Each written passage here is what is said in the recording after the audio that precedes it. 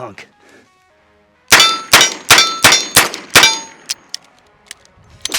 Gentlemen, God made man. Samuel Colt made him equal, and the microchip allowed us to evaporate one another from our smartphone devices.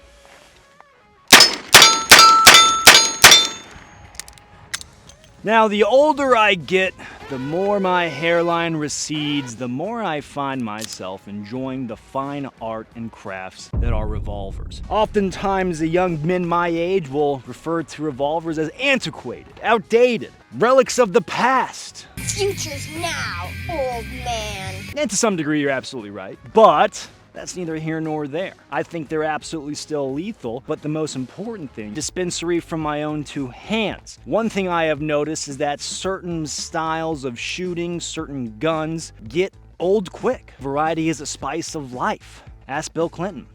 Why was he on a weird list? Now, I of course love running and gunning and training hard with your go-to AR, ripping rounds fast from your duty-style handgun that you would every day carry or use in a duty capacity. I myself, I come from the plastic fantastic with the Wonder Glock generation. I, of course, being prior law enforcement, I was issued a Glock. My first handgun was a Gen 4 Glock 17. It's not lost on me the benefits of the semi-automatic striker-fired pistol. That being said, there are times when I find myself yearning for the wheel gun.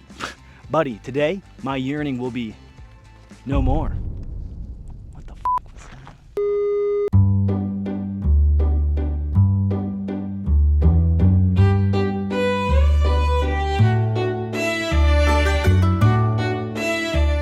Now let's go over today's revolver lineup. The first revolver I ever purchased, Webley Mark VI. The second revolver I ever purchased, Mitchell Single Action Army. I'm getting hazy on my timelines, but I think these came next. I got these for free from Smith & Wesson. Model 627 8-shot 357 Magnum. I put a custom red dot on it because I think it's cool. Smith & Wesson Airweight 5-shot revolver. Because The Walking Dead exists. Colt Python 6-inch. I of course couldn't leave it by itself, so I also got Colt Python 4-inch. I think it's a 4.2 something. You get it. And last but not least, Colt Cobra. Hey! Were you just doing a Wes Anderson style intro going over all your revolvers? As a matter of fact, yes I am. That's kind of fun and eclectic. Carry on. Now, of course, it's not lost on me the advantages of a semi-automatic handgun, but I like to demonstrate these things, so with this 8-shot Smith & Wesson revolver, we're gonna try and do as many rounds as fast as possible, i.e. I'm gonna just shoot the 8, reload 8, kind of comparable to a normal size Glock mag.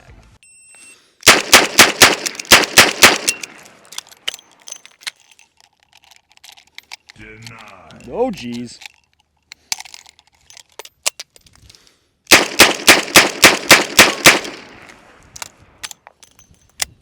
You can see I had a little bit of a hiccup on the reload, and then it sounded like one of the rounds didn't go off, or maybe it skipped a beat. So I think it was only 15 rounds. Now we'll compare it to a Glock 17. Oh crap, my time got messed up. It says 35 seconds. Maybe I'm picking up some other noise. Could be accurate. I mean, time just sped up for me right there because I was trying to go so quick. We got in here some 124 grains.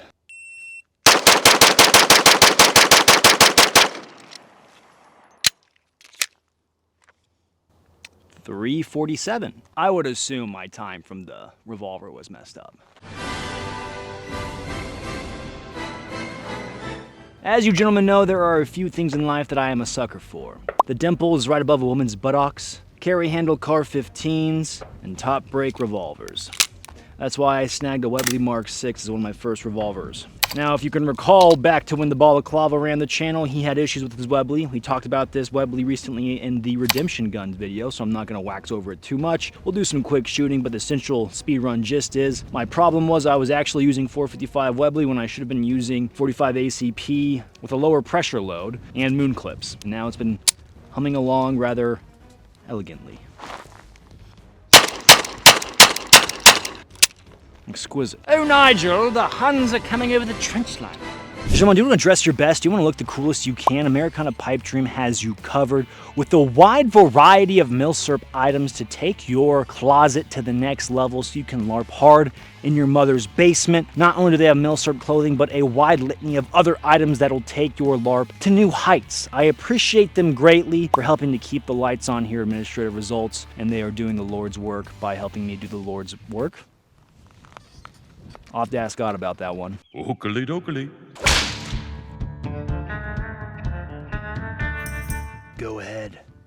Skin that smoke wagon.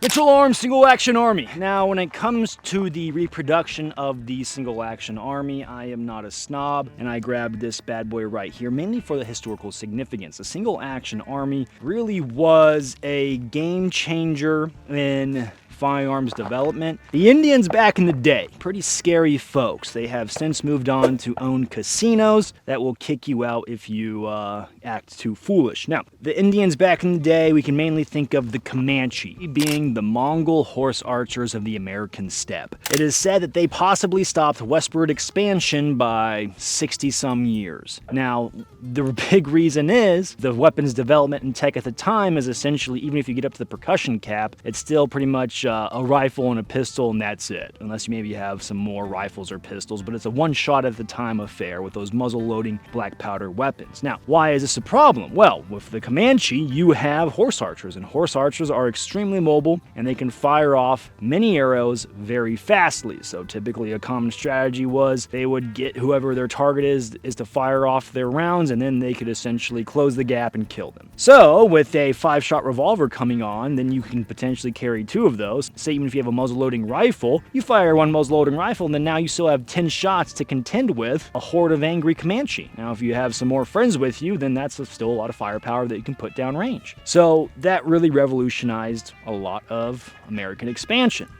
It's free real estate.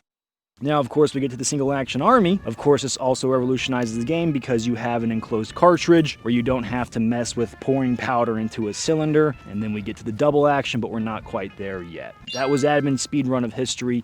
You didn't ask for it, but you're welcome. Now, there's one thing I do want to try with a Single Action Army. It's loaded, but it's still safe to do that. We don't want to try that with double action. I saw that guys can fire off a string of 3 rounds in one motion. So I wanted to give that a shot. Now here's a caveat to this. I have not practiced this whatsoever, so this is gonna be the first go of it. Ah, I messed it up. Ah, I might need to top off real quick and try it again. And this is of course how you clear the cylinder. Manually rotator. Now to load these bad boys, go to half cock, open up that chamber. You can start cycling your rounds in, onesies at a time. There was some banditos, some angry Indian warriors, maybe some threats of many varieties. This would probably be very not fun under pressure. That's where 2 is 1 and 1 is none. Kind of the sketchy part, letting that hammer down. Oh God, oh geez. That's one thing I love about these Single Action Armies is the cylinder spinning, the sound.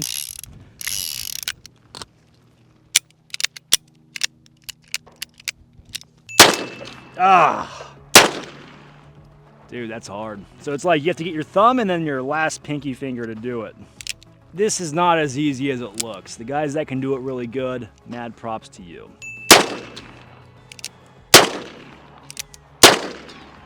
I was trying to do like a slow run. I'm gonna have to practice this. Maybe like in a random video I'll come back and I'm actually good at it. Listen here, city slicker. That was not bad. These streets ain't what they used to be, toots.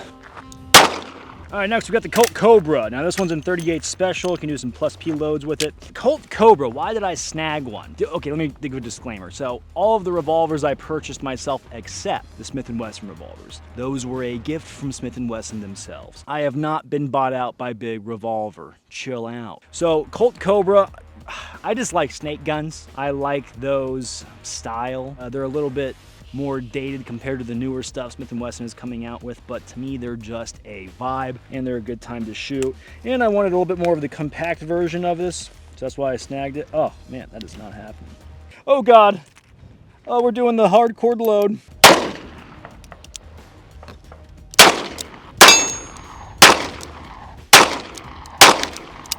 Another reason I got it is I had the air weight revolver. I like it, but I also wanted just another compact revolver. And yet again, gun is a cool vibe. All right, moving on.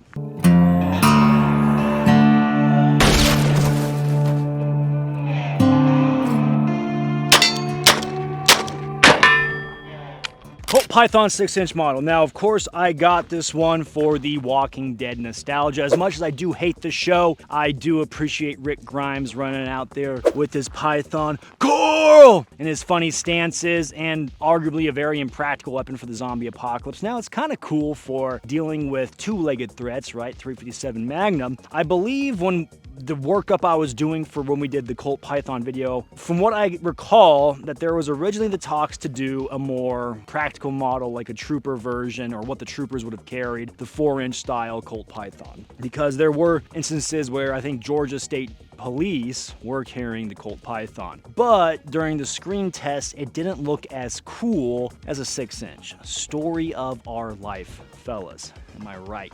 I was trying not to make an innuendo, a joke of sorts about, okay. The gun that I really gravitate towards shooting a lot for wheel guns is gonna be the 4-inch version of this Colt Python, which I enjoy very much.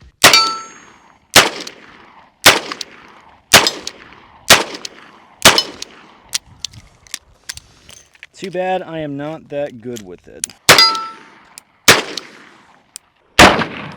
Now, I picked up the 4-inch variant. I know there's like a 4 points, whatever. I don't care. Leave me alone. Okay, so I picked up the 4-inch variant of this because I think it's freaking cool. I really, really like Colt Pythons. Yet again, goes back to Walking Dead nostalgia, but the 6-inch variant isn't as practical to me, and it's not as cool with the cop history because I don't think it would have had as much widespread usage as the 4-inch variants. Kind of like, this gives me like Glock 19 vibes, whereas the 6-inch gives me Glock 34 vibes. To be fair, when I was on the road, I knew guys were using Glock 34s. This feels a little bit more practical as far as carrying a wheel gun around in 357. Now, I wish there would be like an updated retro model where they have like an 8-shot 357 Colt Python. That'd be kind of cool. Will we ever get that?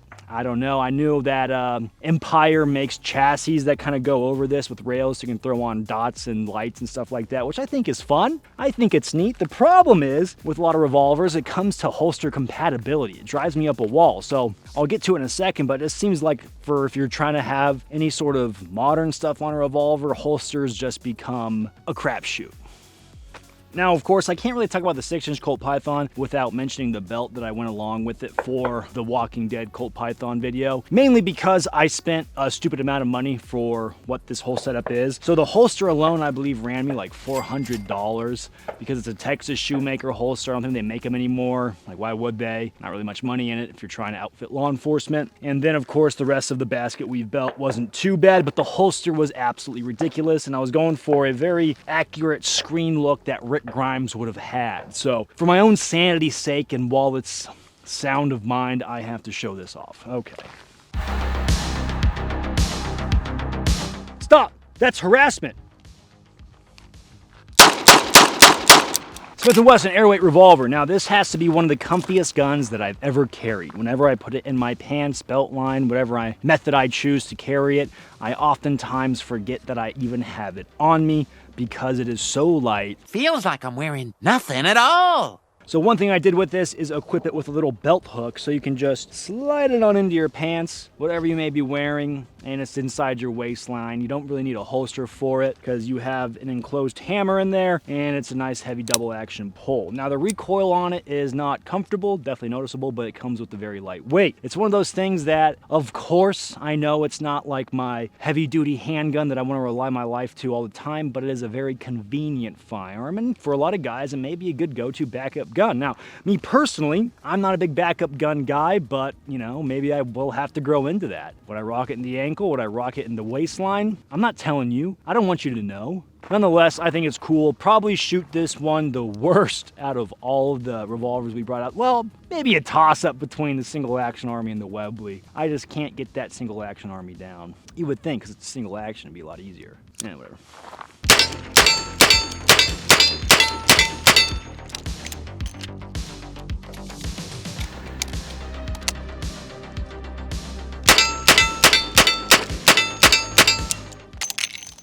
So what do I have here? What do we have here? Model 627, gonna be the 4-inch variant, 8-shot 357 Magnum. I think of all the revolvers I got, this one's the most practical and now tactical.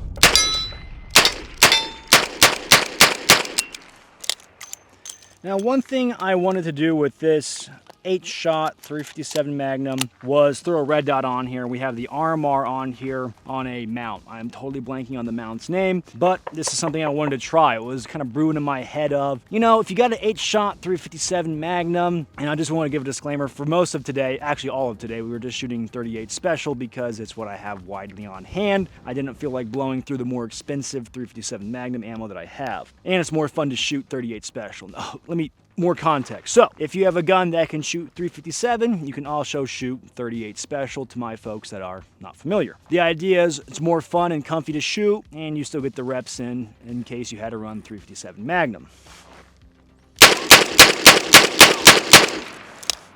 So of all my wheel guns, I would say that the 8-shot 357 Magnum is probably the most practical, right? You have 2 more than the usual 6. It's in 357, and now we have a dot on here. Now, some drawbacks that I have right now, typically I like to get all my ducks in a row for a video, whether it's the big LARP or whether it's actual kit. What I mean by that is I don't have a good holster that is compatible with this red dot. Running a Galco holster right now works just fine with a revolver without any sort of red dot, but it does not accept a red dot on the revolver. If you are a holster maker out there, please hit me up. I would love a leather red dot compatible 357 Magnum holster. That would mean a lot. I will thank you and love you long time. So it's just a really cool idea to me. Mainly a lot of this has to do with the fun factor. I know it's not as practical, but I still like the idea of an 8-shot revolver in 357 Magnum. 357 Magnum having some massive behind it. Of course, you're carrying less ammo, but 8 shots still feels like you have a chance to redeem yourself.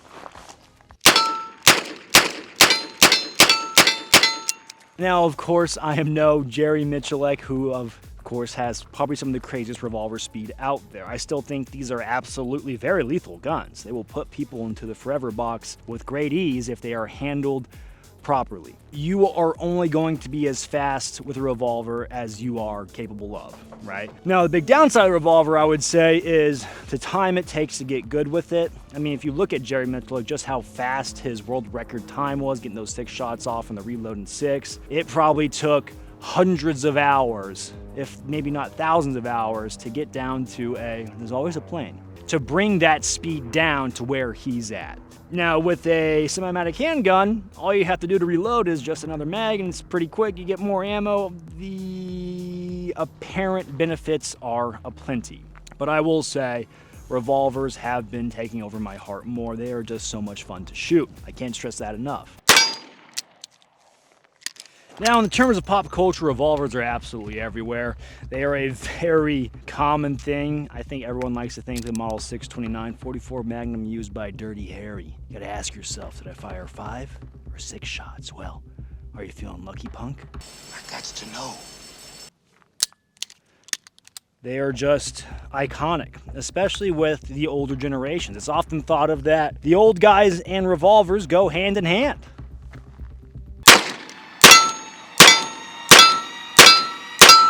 And for good reason. It is of their age demographic. For a long time, law enforcement was dominated by the revolver. There is a lot of pop culture zeitgeist that goes into the old guys. For instance, my grandpa, on my mom's side, big into Wild West stuff. Grew up with the Wild West shows. They all love their cowboy guns. For good reason. Cowboy guns are freaking sick. I think of 310 to Yuma with those Schofields in there. Pretty freaking sick. Maybe a Schofield's gonna be one of my next revolvers. I think they're sick. Now, I can't remember the make or model, but I remember a very vivid sight from one of my time as a police officer. There was a call of a potential break into someone's home, of which a lot of my squad responded to, and we set up a perimeter outside of the house. And then the homeowner answered the door in whitey-tighties carrying a big old nickel-plated revolver. He was an older gentleman, and it was quite the vibe. And we got him out, we cleared his house for him, and all was good in the world. It just goes to show that revolvers are still in the hands of people, and they are counting on them. I would say, of course, yet again, they are very popular with the older crowd for good reason, but it was an interesting experience, and I want to tell you guys that one because it lives rent-free in my head. There is a lot of pop culture that builds amongst itself. How we have young guys now, they're really into high-speed, cool guns, thanks to Blood Diamond or John Wick. guilty, right? We all have this gravitation towards the stuff that we think is cool. And, you know, in my mind, there's nothing wrong with that. Ultimately, gentlemen, I would say that nothing wrong with having some fun revolvers around. I know within our little zeitgeist here, a lot of the practicality is heavily stressed. And of course, budget constraints are a part of that. Not everyone has the dough to go throw down on expensive revolvers that are considered outdated, right? That being said, if you do have the coin, they are a fun skill tree of weapon to learn and try and master. I am not the guy. I would encourage you to go get good training. I think Thunder Ranch has some excellent revolver courses that I want to go check out one day. I like the idea of being as well-rounded with weapons as you can be. Yet again, revolvers are just plain cool. There is a massive vibe to them. I had to get this video out of my head. I was thinking about them. I was jonesing to get some more trigger time behind revolvers. It's one of those fun things, like if you're gonna go have a range day, you can bring one of your revolvers or your only revolver, a bunch of 38 special, and just plink away and have a good time and do fun drills. I mean, keeping a revolver fed is a very tiresome process that takes a lot of training, and it's one that I think is rather rewarding when you get good at it. I'd be more terrified of a dude that was a wizard with a wheel gun than a buffoon with a Glock. All right, that's a lot of waxing and glazing on revolvers, I will say. I had a good time shooting and showing them off today. It's a fun passion thing. I have fun with them. I've been rambling on for far too long. This has been a massive word salad. Gentlemen, Godspeed.